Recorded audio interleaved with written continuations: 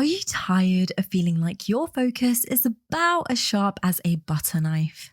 Trust me, I know the feeling of being super frustrated when you need to get things done but just can't focus. But luckily, I came across some powerful words from legendary swordsman Miyamoto Musashi left in his book Dokkodo that completely changed my perspective for the better. Hey guys, and welcome back. I'm Sophia, your philosophy lover who's just trying to spread some knowledge and wisdom to help you become a better you. And in this video, I'm going to dive into 4 key habits that can sharpen your focus like a samurai sword. Let's get into them.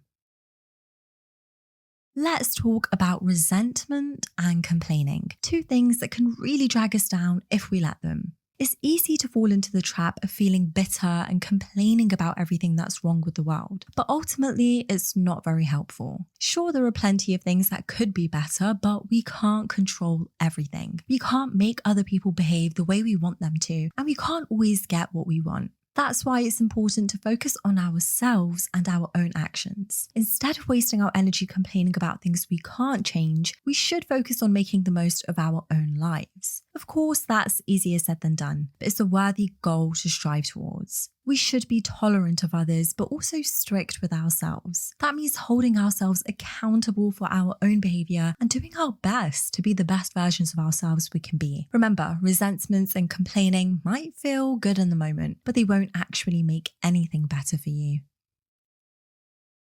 Are you someone who spends hours fantasizing about your dream house? As a Ronin, Musashi lived in all sorts of places, from fancy castles to humble caves. But no matter where he laid his head, he never lost sight of his purpose and his way of life. Nowadays, we often get too hung up on where we live and the material possessions that we have. We obsess over our homes, our neighborhoods, and our furniture. But here's the thing, if we're too attached to materialistic things, we become anxious when they're threatened. Most of the time, we're just bored or unhappy with what we have, and we think that moving to a new place will magically solve everything. But guess what? The grass isn't always greener on the other side. Wherever we go, we take ourselves with us. And that sense of fulfillment we feel after moving into a new place is only temporary. The same goes for buying sparklier jewelry or flashier watches. You'll only feel great about it for a while before getting bored and wanting the next best thing. So here's the takeaway. It doesn't matter where we live or what we have, as long as we're content within ourselves. If we can learn to be happy with ourselves and our homes, no matter how humble or small, we'll have one less thing to worry about. And that means we can stay focused on our purpose and our goals. Have you ever found yourself feeling down in the dumps after being separated from someone or something you love? Yeah, we've all been there. It's not easy to deal with separation, whether it's temporary or permanent. It can completely take over your thoughts. But what if I told you that there's a way to free yourself from the pain of separation? According to Buddhism, the idea of possession is nothing but a delusion. We don't really own anything outside of our minds, not even our own bodies. So when we're separated from something or someone we love, it's just an illusion that we're losing something that belongs to us. As a Buddhist, Miyamoto Musashi knew this all too well. As a warrior who traveled from place to place, he couldn't afford to get attached to people or things. Attachment would only lead to grief, and he had enough of that in his life already. Instead, he embraced the impermanence of everything, including the inevitable conclusion of life, death.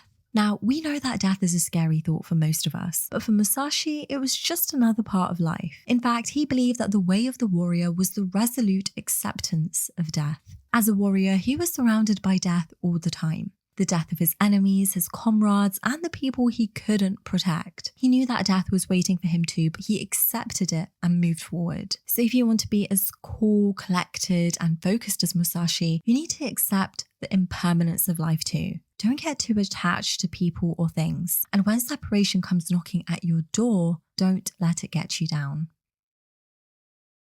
We all love a good meal, but have you ever thought about the downsides of loving food a little too much? Miyamoto Musashi discourages the pursuit of good food, and while we're not exactly sure why, other philosophers have weighed in on the topic. The ancient Stoics, for example, encouraged people to eat simply and avoid fancy, expensive meals. When we become used to gourmet food, we stop appreciating the simple pleasures in life. It's also a true test of self-discipline that prioritizes your health and mindful eating rather than letting food control you. Food is something that you should use to nourish yourself. So eating mindfully prioritizes this and stops you from becoming a slave to your taste buds. I personally view this habit as a symbol of conquering self-discipline, which in a way applies to all the habits I talked about today. Which of these habits will you be trying to get on top of? Let me know in the comments. And if you found this video helpful, don't forget to like and subscribe, and I'll see you again next time.